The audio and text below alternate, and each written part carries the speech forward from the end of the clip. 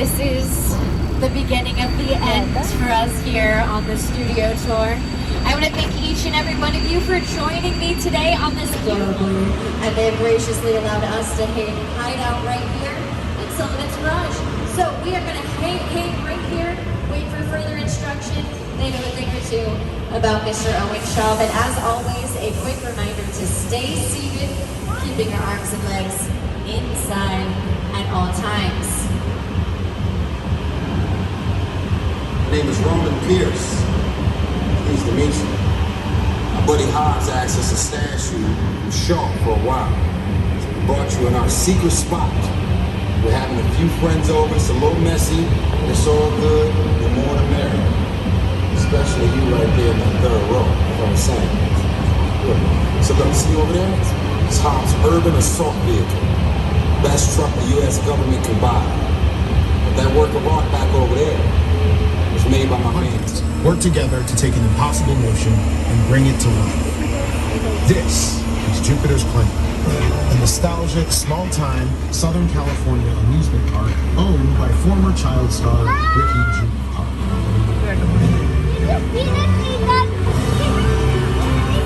Over there, look into the waiting room and have your picture taken just like the kids in that old 90s movie Kid Show.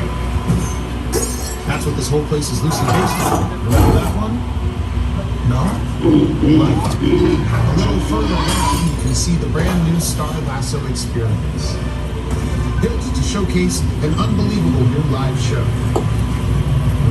It's not looking so live anymore. Anyway, behind this Hollywood fantasy, old Rush frontier town lies a sinister scene.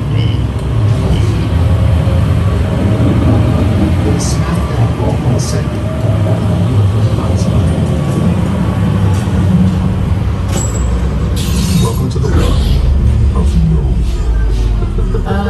Mr. Peel? Okay, well that's a little weird. It seems as though we've lost power to the tram.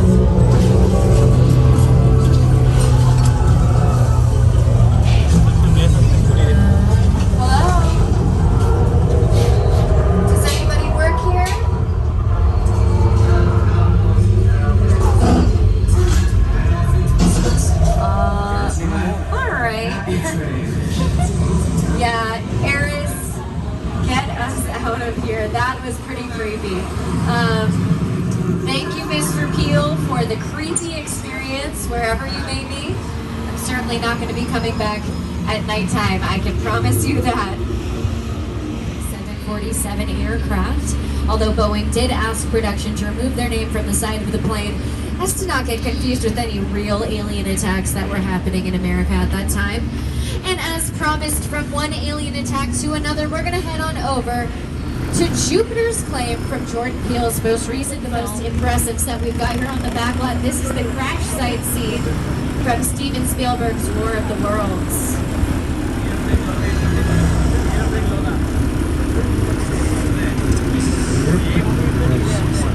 Is prevalent of a set that is all designed around a vision of Steven. We sit down and talk about the world. That thought, what if the 747 goes down right in a big neighborhood? Because it's just something we don't see. You're doing good. If you're doing good, keep noticing me. Listen, listen, I want you to close your eyes, okay? Now closed.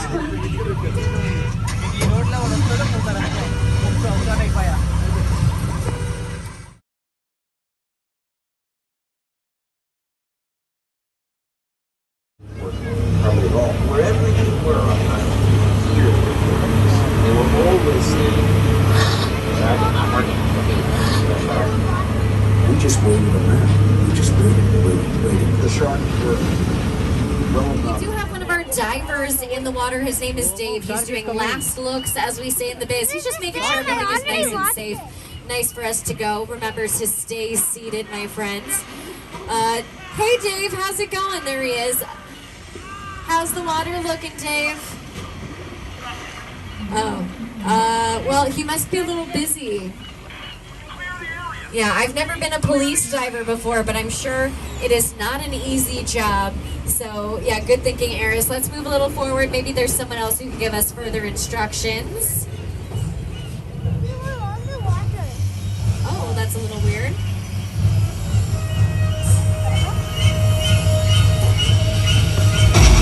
Stay seated, my friends. Stay seated.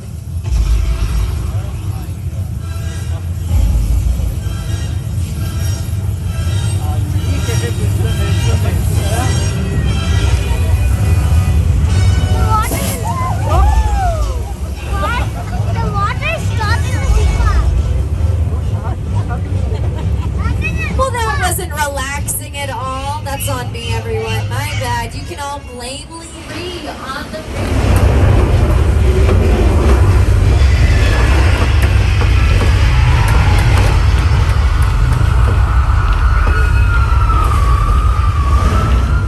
Woo. Okay. All right, I think it's finally over. Everyone check your pockets, take a deep breath. Oh, what is that?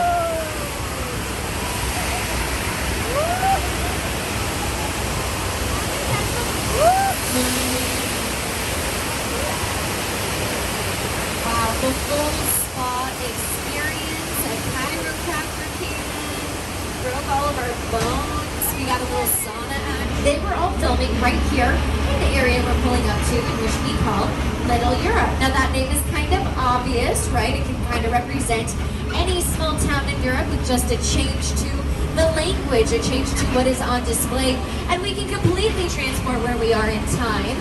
And it hasn't just played real places, it has played fictitious places as well. If you're a fan of The Good Place, you might recognize this as the afterlife.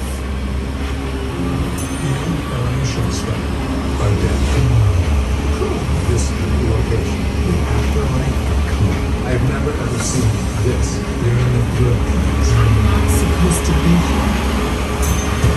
It was called a bad place. What is the bad place like? Well, it doesn't sound awesome. Other fictitious locations include Genovia from the movie Princess Diaries 2, Aurora, and that is where we come to Old Mexico to do a little demonstration of the practical effect of creating rain on camera.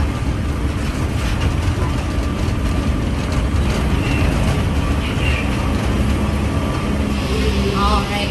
And as always, a quick reminder to stay seated, keeping your arms and legs inside at all times. All right, so we've started with some thunder and lightning, very creepy. Those are coming from speakers and lighting fixtures placed around the set. And there we go, our sprinklers have just turned on. Those are faced upwards to create a more natural fall of the water to the ground to make it look more like natural rain. Although it is very difficult to capture rain on camera, so we have to give ourselves the advantage of making the rain droplets a little bit larger. Now when it comes to night shooting, we also have to use lighting perfectly to capture the rain droplets. It is very hard, as I mentioned, to capture these rain droplets on camera. So when it's dark out, it's nearly impossible. Oh. Well, it seems as though I might have forgotten to turn off for a second.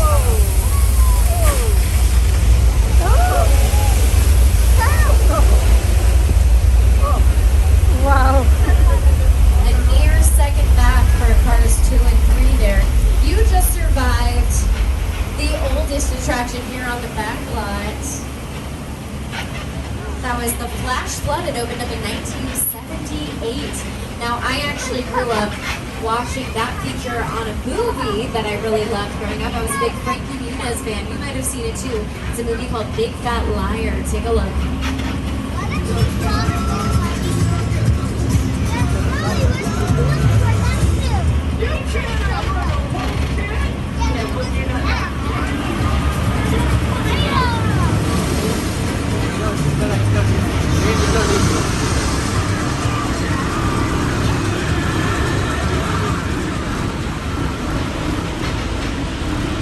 All right, we are now moving into the Old West. Welcome to 6 Points, everybody. Now, it got its name because back in our silent era, there were actually 6 different points where we can be filming at the exact same time without disturbing each other, so the name 6 Points kind of stuck. Of course, we've moved past the silent era. We've been in the talkies for quite some time now, but this fusion of 60s style and futuristic technology, of course, it would not be Universal without some Fast and Furious cars. We've got the Nissan Skyline from Too Fast, Too Furious. Although I have to say, Tokyo Drift is my personal favorite. Now, as I said, they don't have to be cars. They can be boats, like the Crawdaddy from Jordan Peele's film Nope. Or, I mean, Us, excuse me. Or this Bradley Infantry fighting vehicle from Transformers. Now that looks like it could take you out into battle, but it's actually mostly made out of plywood. Yeah, plywood and a really good paint job. So, like I said, lots of people's artistry is going forward, not just the actors and the directors, but even the people creating what our vehicles look like. You probably noticed that we had some cars from Jurassic. Now, Jurassic is one of our largest franchises at Universal. We've got 2 trilogies. This mobile lab on the left-hand side, this giant camo print, kind of like a truck-looking deal here. Avatar So, costumes. you might remember that from the second Jurassic Park being a Lost World, as it was hanging precariously over Oh, the Jurassic Park. lake with Julianne Moore. Oh no! Oh. Oh well, that's embarrassing. I'm really, really sorry, folks. It does seem as though some of our Dilophosaurus have gotten out of their cages. Nothing to worry about, though. You know, if you know anything about Jurassic, then you know that we genetically modify all of our dinosaurs. So that's not venom they're spitting at you, but rather just a very hydrating lotion. So if you got any on your face, rub it in. You're gonna look gorgeous in the morning. It's just a little Hollywood trick. It's a little secret, just between you and me. Now, some of the greenery that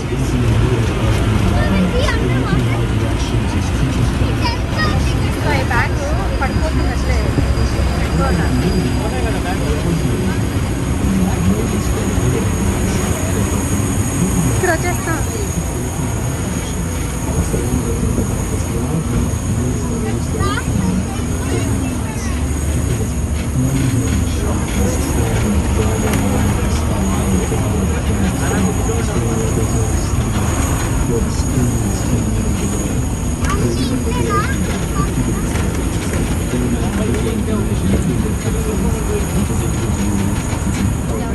maybe you'll see something exciting, but we're going to actually leave the concrete jungle behind, and we're going to start moving into a bit more of a real jungle. Here to introduce that is Academy Award-winning director Peter Jackson. It's the original film that made I saw that.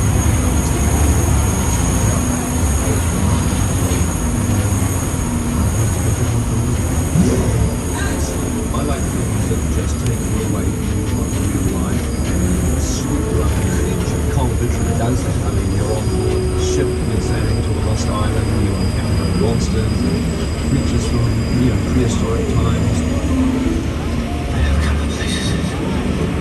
It's like the thrill of the universe of life and event just arrived. And it's great. Normal అనే Now, we have created this 3D immersive experience, so you're going to have to put your glasses really. Don't put them on yet. Just put them in your hand because we're about to return to the sky. Thanks, Peter. And my friends, just a quick reminder as always to stay seated, keeping your arms and legs inside at all times as we head on into Skull Island. 3D glasses on, everybody.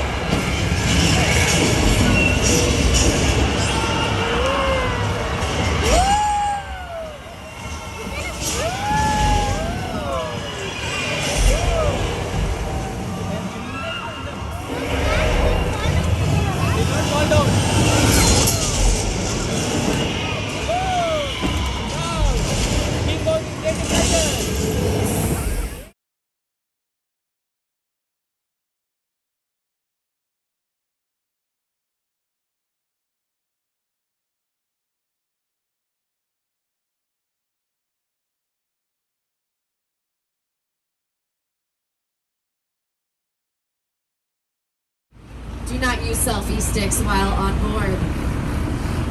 Well, all right, we are moving on down our timeline of movies here. If you look to your left and your right, you might see a poster from one of your favorite Universal pictures. This is just a small sampling of the over 8,000 films that we have produced here at Universal.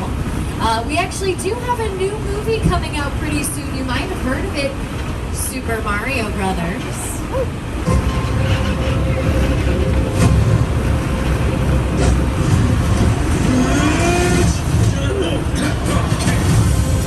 Core elements in Nintendo's game franchises lend themselves to become a really fun movie for audiences who have never even seen a game. The way we've approached this film is to make the film for fans. We've made a commitment to a film that really honors this incredible game. It's a great, fun experience.